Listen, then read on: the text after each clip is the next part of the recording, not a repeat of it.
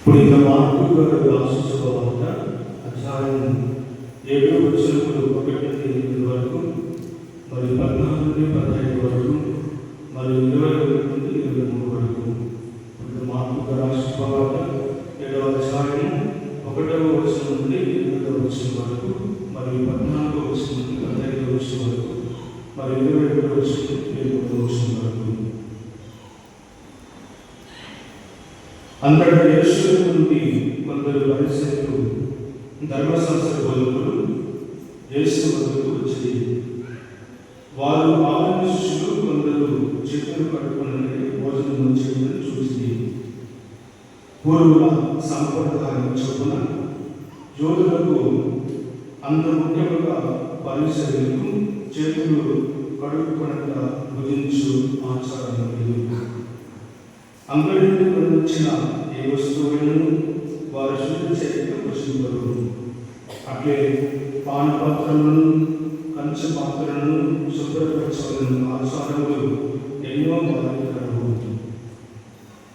కనుక పరిసయ్యులు ధర్మశాస్త్ర బోధకులు తమ శిష్యులు పూర్వుల సంప్రదాయాలను లెక్క చేయక మలినాస్పదతో వచ్చుచున్నారని యేసును ప్రశ్నించి, అందుకు ఆయన వారితో, కపట భక్తులారా, మిమ్ము గూర్చి యెషయా ప్రవక్త ఎంత సూటిగా ప్రవచించెను. ఈ జనులు కేవలం నన్ను మాటలతో పొగడెదరు, కానీ వీరి హృదయం నాకు దూరముగా ఉన్నది. మానవుడు ఏర్పరిచిన నియమాలను దైవ ప్రబోధకులుగా బోధించున్నారు, కావున వారు చేయు ఆరాధన వ్యర్థము. దేవుని ఆజ్ఞను నిరాకరించి మానవ నియమములను అనుసరించున్నారు అని వాక్యము. పిదప ఆయన జనసమూహమును తిరిగి పిలిచి, మీరందరూ శ్రద్ధగా ఆరోగ్యముడు, మనుషుని మరణపరుషని నోటి నుండి వెలువడినదే కానీ నోటి నుండి పోఉన్నది కాదు. ఏలైనా హృదయము నుండి దురాలోచనలు, వేష సంక్రమము, దొంగతనము, నరహత్య, వ్యభిచారము, దురాశ, దౌష్టము, మోసము, కామము, మత్సరము, దూషణము, అహంభావము, అవివేకము వెలువడును. ఇచ్చి చెడులన్నీ మానవుని అంతరంగం నుండి వెలువడి అతనిని మరణపరచును అని పలికిను. ఇది క్రీస్తు సువిశేషము.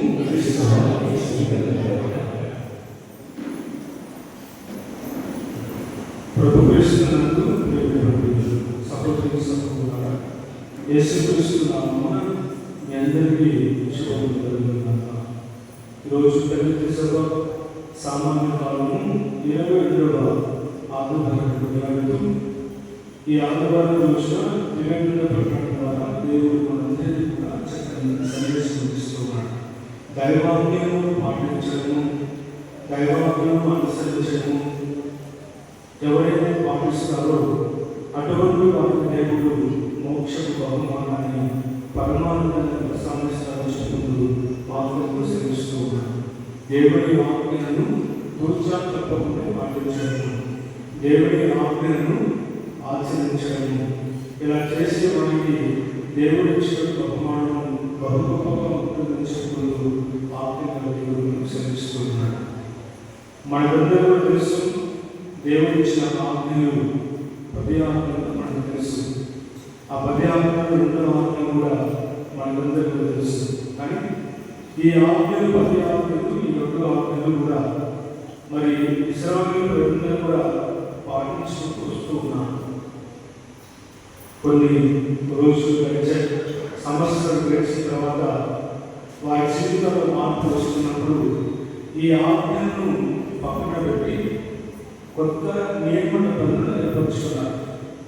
అది ఇశ్రాయేలు ప్రజలు, తర్వాత రానున్న యూదులు, తర్వాత పరిసయ్యులు, ధర్మశాస్త్ర బోధకులు, మీరందరూ కూడా ఈ ఆజ్ఞలు 10 ఆజ్ఞలు, దేవుని ధర్మశాస్త్రము, దేవుని చట్టమును పక్కన పెట్టి వారు సొంతంగా ఏర్పరుచు చేసినటువంటి నియమ నిబంధనలు దాదాపుగా మనకందరూ కూడా తెలిసినట్టుగా దాదాపుగా 613 నియమ నిబంధన ఏర్పరుచుకున్నాం. 613 నియమ నిబంధన దాదాపు కంటే ఈ 10 ఆజ్ఞలు దేవుని ఆజ్ఞలన్నీ కూడా పక్కన పెట్టుబడి ఈ 613 నియమ నిబంధనలు ఏదైతే వారు ఏర్పరుచుకున్నారు, నియమించుకున్నారు, అవి వారు ప్రజలకు బోధ చేసేవారు. ప్రజలకు ఇదిగో మీరు ఇవి నియమ నిబంధనలు పాటించండి చెప్పుకుంటూ వారు బోధ చేసుకుంటూ వచ్చేవారు. అందులో ఈరోజు మనం చూస్తూ ఉన్నాం చేతులు కడుక్కునేటువంటి ఆచారం. అందుకోసమే అక్కడ పరిశీలన ధర్మశాస్త్ర బోధకులు మా పూర్వుల సాంప్రదాయం అన్నారు. మా పూర్వుల సాంప్రదాయం. చాలా మంది రోజుల్లో మనం కూడా గురువులు కావచ్చు, వనవాసులు కావచ్చు, గృహస్థ క్రైస్తులు కావచ్చు, అందరూ కూడా ఎప్పుడో మీరు పాటిస్తూ ఉన్నాం.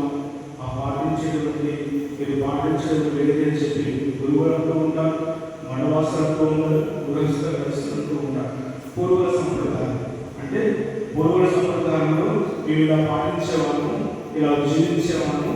మరి ఈ రోజు మీరు ఎందుకు పాటించాలని చెప్పి చాలా మంది అంటూ ఉంటారు. మీ పండుగలు చేశాం, మీ ఉత్సవాలు చేశాం, మీ గొప్ప గొప్ప ప్రయాణాలు చేశాం, మీ గొప్ప గొప్ప ఉపవాస ప్రార్థన చేసుకున్నాం. ఇవన్నీ కూడా పూర్వుల సాంప్రదాయాల ప్రకారం జీవిస్తూ ఉన్నాయి కదా, ఇందులో చేస్తూ ఉన్నామని చెప్పుకుంటూ ఈ రోజు కూడా చాలా మంది కూడా ఇలాంటి చాలా మంది ఆశపడుతూ ఉంటారు. ప్రభు యొక్క సాంప్రదాయాన్ని ఖండించడం అంటారు. చేతులు కడుక్కొని భుజించేది అని ఖండించడం లేదు. చేతులు కడుక్కొని భుజించడం మంచి సాంప్రదాయం. కానీ ఈ సాంప్రదాయాన్ని, ఈ నియమమును, ఈ నిబంధనలు మీరు ఇక దైవంగా కొలుస్తున్నారు కదా. ఈ నియమాన్ని, ఈ నిబంధన మీరు ఇదే మాకు దైవము, ఇదే ఆజ్ఞని మీరు కొలుస్తున్నారు కదా, అది మీరు చేసేటువంటి పొరపాటు చెప్పి ప్రభు అక్కడ ఖండిస్తున్న సందర్భం మనం చూస్తూ ఉన్నాం.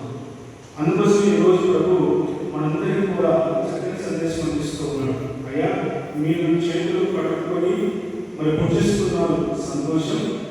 చేతులు కడుక్కొని భుజించడం అనేది చాలా సంతోషం. కానీ మీరు నియమంగా పాటిస్తున్నారు కదా, ఇక దైవాన్ని పక్కన పెంచారు కదా, అది చేసిన పొరపాటు చెప్పుకుంటూ వాటిని హెచ్చరిక చేస్తూ ఇదిగో చేతులు కడుక్కోకుండా, చేతులు కడుక్కోకుండా భుజించిన అది లోపలికి ఏదైనా సరే అది మంచి అవుతుందే తప్ప చెడు మాత్రం కాదు. కానీ హృదయం నుండి ఏదైతే బయటకు వస్తుందో అది చెడుగా ఉంటుంది. అది మన చూపు కావచ్చు, మన మాట కావచ్చు, మన ప్రవర్తన కావచ్చు, మన నడవడిక కావచ్చు, అవన్నీ కూడా హృదయం నుండి పుట్టేదని చెప్పుకుంటూ అవి చెడుగా పుట్టుతూ అవి చెడు మనకు ప్రవచించడం చేస్తున్నాయని చెప్పుకుంటూ అక్కడ మాత్రం అనుసరిస్తున్నాడు. మరి ప్రేమ సమకూరుస్తూ కదా ఆత్మపరిశీలన చేస్తున్నాం. నీవు నేను మనమందరం కూడా ఎలా జీవిస్తూ ఉన్నాం. ఈరోజు ప్రభు మన హృదయ పట్టణంలో చెప్పినట్టుగా అయ్యా దైవాజ్ఞలను పాటించండి, ఈ ఆజ్ఞను మీరు మీరొద్దు, ఇది దేవుడు ఇచ్చిన ఆజ్ఞ అని చెప్పుకుంటూ అక్కడ వాక్యం చూస్తూ ఉన్నాం. మనం గమనించుకుంటే వాక్యం చూస్తూ ఉన్నాం. 4వ అధ్యాయం గమనిస్తే ఇశ్రాయేలు నేను ఆజ్ఞ చట్టములను పాటింపుడు అవి చేయదని మీరు బ్రతుకులు. మీ పూర్వుల దేవుడైన ప్రభువును మీ వశంగా స్వాగతం చేస్తుంది. నేను ఆజ్ఞాపించిన విధులకు మీరేమీ చేపరాదు, వాళ్ళని ఏమీ తొలగింపరాదు. నేను నిర్దేశించిన ప్రభువు ఆజ్ఞలు ఉన్నవి వాటిని ఉన్నట్టుగా అనుసరించుకొని స్వాగతం చూస్తున్నాను. ఇలా మనం గమనిస్తుంటే మరి ఇశ్రాయేలు ప్రజలు ఎలాంటి ఆజ్ఞ చేర్చుకున్నారని మనం చూస్తూ ఉన్నాం. యెషయా గ్రంథము 1వ అధ్యాయము 10-11 వాక్యాలు గమనించుకుంటే అక్కడ చేసే ఉత్సవం, అక్కడ చేసే ప్రార్థనలు, అక్కడ చేసేవన్నీ కూడా ఈ పండుగలు, ఉత్సవాలు ఇవన్నీ కూడా వారు ఏం చేశారంటే ఈ ఆజ్ఞను పక్కన పెట్టి ఇదే మాకు ఇక నియమ నిబంధనలను, ఈ పండుగలే మాకు ఆధారము, ఈ పండుగలే మాకు గొప్ప చెప్పుకుంటూ పాటిస్తున్న సందర్భాలు మనం చూస్తూ ఉన్నాం. తర్వాత ఆమోసు గ్రంథము 5వ అధ్యాయము 22-24 వాక్యాలను గమనించుకుంటే అక్కడ కూడా ఈ దేవుని ఆజ్ఞను పక్కన పెట్టి వారు ఏర్పాటు చేస్తున్నటువంటి ఈ నియమ నిబంధనలు వారు పాటిస్తున్నటువంటి సందర్భాన్ని మనం చూస్తూ ఉన్నాం. అందుకోసమే నేను ఇచ్చిన ఆజ్ఞను మీరు ఏది కూడా చేర్పరాదు. నా ఆజ్ఞను ఎవరైతే తూర్చాను తప్పకుండా పాటిస్తారో అటువంటి వారికి దేవుడు ఇచ్చిన బహుమానము అభివృద్ధి బహుమానము, అటువంటి వారికి దేవుడు ఇచ్చిన బహుమానం ఆ మోక్ష బహుమానము. ఆయన మందిరం నివసించే వాక్యాన్ని ప్రసాదించుకుంటూ వాక్యాలను సృష్టిస్తూ ఉన్నాడు. కాబట్టి ఈరోజు ఈ వాక్యాల ద్వారా దేవుడు అందరికీ కూడా చక్కని సందేశం ఇస్తూ ఉన్నాడు. ఈరోజు భక్తి గీతంలో దావీదు మహారాజు చక్కని వాక్యాలను చెప్తూ ఉన్నాడు. ఆయన మందిరమున నివసింపగలవాడు, ఆయన మందిరమున నివసింపగలవాడు, ఆయన పవిత్ర పర్వతమున నిలబడిన వారు ఎవరు చెప్పుకుంటూ అక్కడ వాక్యం చూస్తున్నాం. ఈ 15వ కీర్తన అంతా గమనించుకుంటే అక్కడ ఒక చక్కని ఆ గ్రంథకర్త ఆ రచయిత చక్కగా మనకు అందిస్తూ ఉన్నాడు. న్యాయవంతుడైనటువంటి మానవుడు, ఆయనటువంటి గుణాలు, ఆయన గుణాలను వివరణ అందిస్తూ ఉన్నాడు. ఆ న్యాయవంతుడైనటువంటి మనిషికి తనకున్నటువంటి సుగుణాలు ఏంటి అని చెప్పి వివరణ అందిస్తూ ఈ సుగుణాల ద్వారానే మనమందరం కూడా ఆయన పర్వత ప్రాంతాలలో నివసింపగలము, ఆయన మందిరంలో మనము నివసింపగలము చెప్పుకుంటూ అక్కడ వాక్యంతో మనకు శ్రమిస్తూ ఉన్నాడు. ఎవరు ఆ న్యాయవంతుడైనటువంటి వ్యక్తి, ఎవరు ఆయనటువంటి లక్షణాలు ఏంటి, ఆయనటువంటి సుగుణాలు ఏంటని చెప్పి గమనిస్తుంటే అక్కడ చక్కని వాక్యంతో శ్రమిస్తూ ఉన్నాడు. అటువంటి వ్యక్తి మాత్రమే, మరి ఆయనకు అర్పణ చేసే వారికి మాత్రమే ఆయన మందిరంలో నివసించేటువంటి వాక్యాన్ని ప్రసాదిస్తారని చెప్తుంటూ వాక్యాన్ని శ్రమిస్తూ ఉన్నాడు. మరి అనుకోవచ్చు, ఈ సుగుణాలను ఎలా పొందగలము, ఈ సుగుణాలను మనం ఎలా మనము అన్వేషించగలము, ఈ సుగుణాలను పొందగలిగే వ్యక్తులుగా మనం జీవించగలమా అని అనుకోవచ్చు. ఈ 14 నుండి 15వ కీర్తన 14వ కీర్తనలో దావీదు చెప్తున్న వాక్యాన్ని గమనించుకుంటే ఈ సుగుణాలను పొందగలగాలంటే మనకు చాలా అరుదుగా ఉంటుంది. అయినప్పుడు కూడా ఈ సుగుణాలను పొందగలిగే వ్యక్తులు చాలా అరుదుగా ఉంటారు. అది కూడా ఎప్పుడు కూడా పొందలేదు అని చెప్పి కూడా 14వ కీర్తన మనం చదువుకుంటూ ఉన్నాం. మనం గమనిస్తే 14వ కీర్తన 2, 3, 4 వాక్యాలను చూస్తూ ఉన్నాం. అక్కడ వాక్యాలు గమనించుకుంటే జ్ఞానం కలిగి తను పూజించేవారు ఎవరైనా ఉన్నారా, జ్ఞానం కలిగి తను పూజించేవారు ఎవరైనా ఉన్నారా అని తెలుసుకున్నప్పుడు వాడు ప్రభువు ఆకాశం నుండి నరుల వైపు ఆలోచించను. జ్ఞానం గలవారు ఎవరైనా ఉన్నారా, ఆయన ఆజ్ఞలు ఆయన సుగుణాలను కలిగిన వ్యక్తులు ఎవరైనా ఉన్నారని చెప్పి ఆకాశంలో దేవుడు పాద చూస్తున్నాడని చెప్పి దావీదు మాట చెప్తూ ఉన్నాడు. తర్వాత వాక్యం ఏమన్నాడు అక్కడ, కానీ జనులందరూ తప్పు త్రోవ పట్టి ఎల్లైనా దుష్టుడని మంచిని చేయవాడు ఒక్కరిలో లేడాలి అని చెప్పి అక్కడ వాక్యం చెప్తూ ఉన్నాడు. మరి ఇంకా ఈ సుగుణాలు ఎవరు ఉన్నారు, ప్రతి ఒక్కరు కూడా పాపంలో జీవిస్తూ ఉన్నారు, ప్రతి ఒక్కరు ప్రభుత్వంలో జీవిస్తూ ఉన్నారు. కానీ ఈ సుగుణాలు ఎవరు పొందగలరు, ఈ సుగుణాలు ఎవరు అన్వేషించగలరు, ఈ సుగుణాల కోసం ఎవరు ప్రాపంచుకుంటూ ఈ 15వ కీర్తనలో దావీదు మహారాజు చెప్పిన వాక్యం మనం చూస్తున్నాం. ఏంటి ఆ సుగుణాలు మనం గమనించుకుంటే దాదాపుగా 11 సుగుణాలు చెప్తూ ఉన్నాడు. ఒకటి, నిందారహితంగా జీవించేవాడు, ధర్మమును పాటించేవాడు, హృదయపూర్వకంగా సత్యము పలుకువాడు, ఇతరుల మీద కొండలను చెప్పడివాడు, స్నేహితుడికి పిలి చేయనివాడు, ఇరుగుపడు వాడి మీద నిందను మోపనివాడు, దేవుడు తిరస్కరించిన వాడిని అనాథము చేయువాడు, నష్టము వాటిలో తాను చేసిన ప్రమాణమును నిలబెట్టుకున్నవాడు, అప్పించి వడ్డీ తీసుకున్నవాడు, లంచం పుచ్చుకున్నవాడు, నిర్దోషులుగా అన్యాయం చేయనివాడు. ఈ సుగుణాలన్నీ కూడా మనం కలిగి జీవించాలంటే మనం ఏం చేయాలి? అక్కడేమో 14వ దావీదు మహారాజు అయ్యా ఈ భూమి మీద ప్రతి ఒక్కరు కూడా పాపం చేస్తూ ఉన్నారు, తప్పు చేస్తూ లోపడుతూ ఉన్నారు, మరి సుగుణాలను ఎలా పొందుకోవాలని చెప్పి అన్నప్పుడు ఇదే దావీదు మహారాజు చక్కని వాక్యంతో చెప్తున్నారు. ఎవరైతే ఆ నాయకుడు ఈ సుగుణాలు ఎవరు కూడా భూమి మీద ఎవరు కూడా సుగుణాలు పొందలేదు, కానీ ఆ దైవం మాత్రమే ఈ సుగుణాలు కలిగి ఉన్నాయి, ఆ క్రీస్తు మాత్రమే ఈ సుగుణాలు కలిగి ఉన్నాడు. ఆ క్రీస్తుని ఎవరైతే అనుసరిస్తారో, ఆ క్రీస్తుని ఎవరైతే జీవిస్తారో, ఆ క్రీస్తుని ఎవరైతే ఐక్యంగా జీవిస్తారో అటువంటి వారు మాత్రమే ఈ సుగుణాలు కలిగి వారందరూ కూడా ఎల్లప్పుడూ కూడా ఆ మందిరంలో శాశ్వతంగా జీవిస్తారని చెప్పుకుంటూ అక్కడ వాక్యం ద్వారా దావీదు మరి ఈరోజు మనం కూడా ఆత్మ పరిశీలన చేసుకోవాలి. నీవు నేను మనమందరం కూడా ఎలా జీవిస్తున్నామో ఒకసారి ఆత్మ పరిశీలన చేసుకుందాం. మనమందరం కూడా ఈ సుగనాన్ని వ్యక్తులుగా మనం జీవిస్తున్నామా, లేదా మనకు నియమించిన నియమనిబంధనల ప్రకారం మనం జీవిస్తున్నామా? దేవుడిచ్చిన మన సుగనము, దేవుడిచ్చిన ఆజ్ఞను మనం ఎవరైతే కూర్చొని తప్పకుండా పాటిస్తామో అటువంటి వారు మాత్రమే ఆయన పర్వత ప్రాంతంలో నివసించగలడు, ఆయన మందిరంలో నివసించగలడు, ఆ పర్వత వాక్యాన్ని పొందుకోవలచుకుంటూ ఆత్మను శ్రమిస్తున్నాడు. మరి ప్రేమ సహోదరి సహోదరులు ఆత్మపరిశీలన చేసుకుందాం. ఈ దిన పూజలు భగవంతుని ప్రార్థన చేసుకుందాం. నీవు నేను మనమందరం కూడా దేవుని పర్వతమైనటువంటి ఆ మోక్ష బహుమానాన్ని పొందగలగాలంటే దేవుడు మనకిచ్చిన ఆజ్ఞను తప్పకుండా పాటిద్దాం. ఆయన సుఖలను కలిగి జీవిద్దాం, ఆయనలో ఐక్యంగా జీవిద్దాం.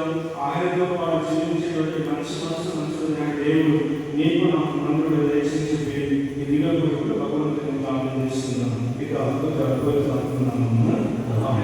అందరూ వేసి విశ్వాసం చెప్తున్నాం.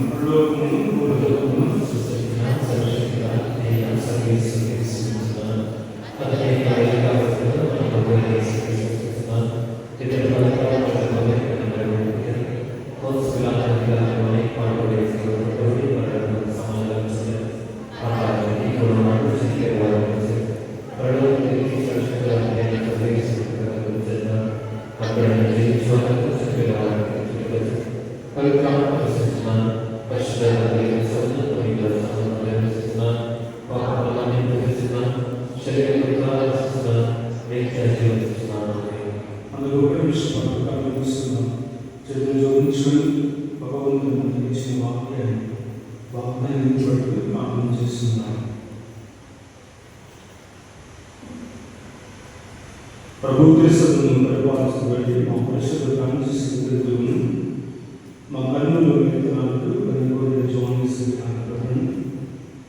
గురువులు కన్యాస్త్రులు ఉపదేశం మీరు సంపాదించిన ప్రతి క్రైస్తవ దీవించి ఆశీర్వదించండి. వారు చేస్తున్న పరిచయలు వారి ఉద్యోగులు వారికి సంపూర్ణ ఆయుధాలను దీవించి ప్రార్థిస్తూ ఉన్నాం. ఈరోజు ప్రభు మీరు ఇచ్చిన వాగ్దాన్ని ప్రార్థన చేస్తూ ఉన్నాం. మేమందరం అనుదినము అనుక్షణంగా నీ ఆజ్ఞను దూచాతకుండా పాటించేటువంటి విడగా కుటుంబాలుగా మనసు ప్రార్థిస్తూ ఉన్నాం. ఎంతోమంది ప్రభు నీ ఆజ్ఞను పాటించి ఆ పరమానందాన్ని పొందుకున్నారు. అటువంటి వాక్యాన్ని పాపను దయచేసి ప్రార్థిస్తూ ఉన్నాం.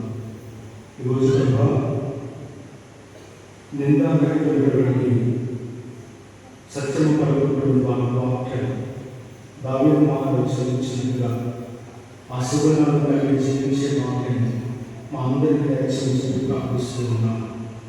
ఇదిగో ప్రభు మనందరం కూడా హృదయాంతరాలలో పరిశుద్ధత కలిగి నేను పూజించి నేను ఆరాధించేటువంటి విధంగా జీవించి ఆశ్రయించి ప్రార్థిస్తూ ఉన్నాం.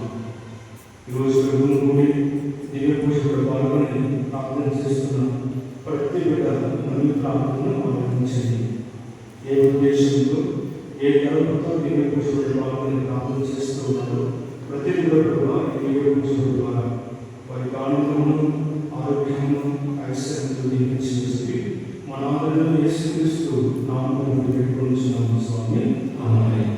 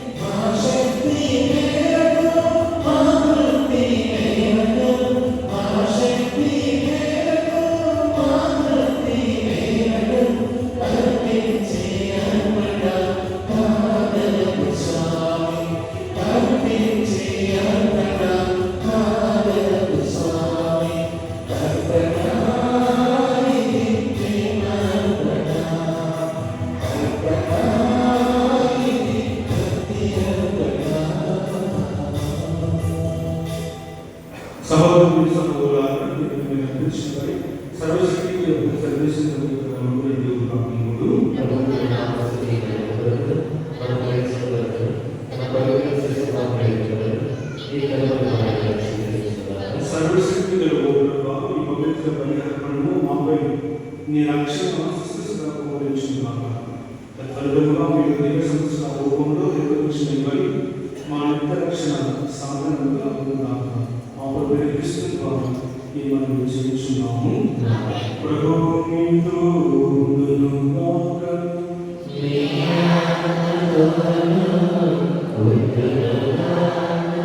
మీ మనస్సులను ఉన్నతమునకు త్రిప్పుము.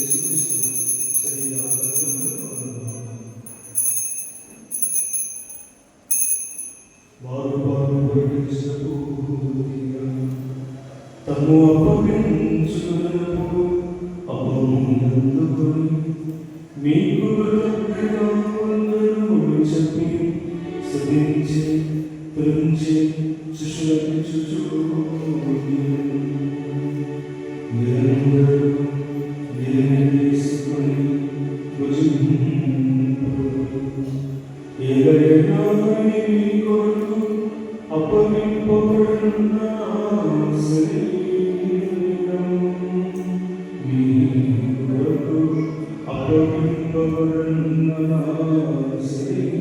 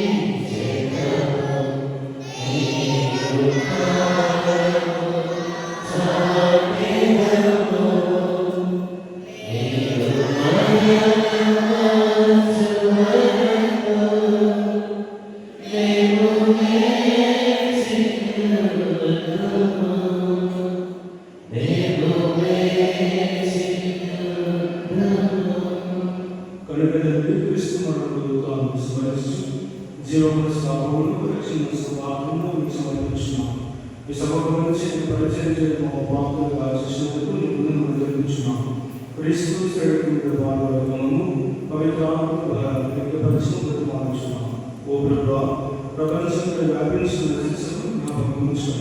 మా పరిశుద్ధ ప్రార్థిస్తున్న మా గణితులను స్వామిస్తున్న తదితరను గురువులను కన్నాసారించి ప్రవేశం విశ్వాసాన్ని పరిణులు విశ్వాసంలో ఆరోగ్యంలో ప్రేమలో పరిపూర్ణించి ఉత్తర మొదలతో నవ్వుతో చనిపోయిన మా సహోదరి సహోదరు ఈ గణితంలో చనిపోయిన వాళ్ళని జ్ఞాపకం ఉంచుకున్నాను. వారి విద్యా ప్రకాశంలో చేర్చుకున్నాను.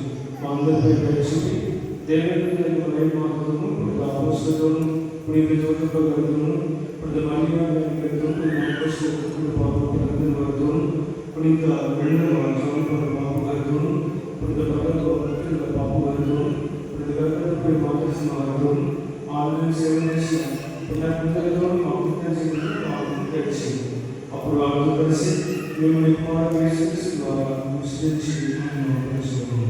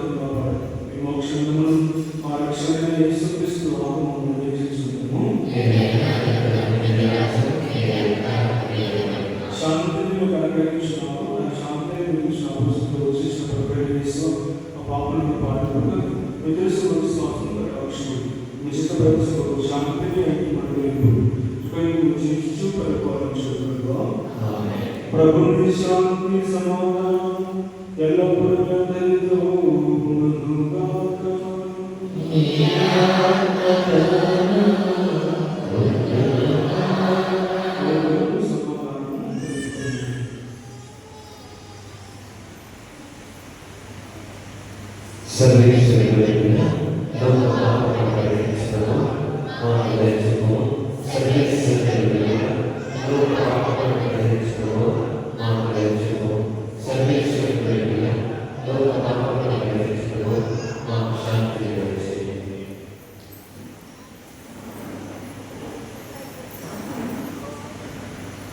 ఇదిగో సర్వేశ్వరుడుగా, ఇదిగో లోకమైన పాపలను పరిహరించేవాడు, ఇదిగో పిలుపుకు పిలువబడిన అందరూ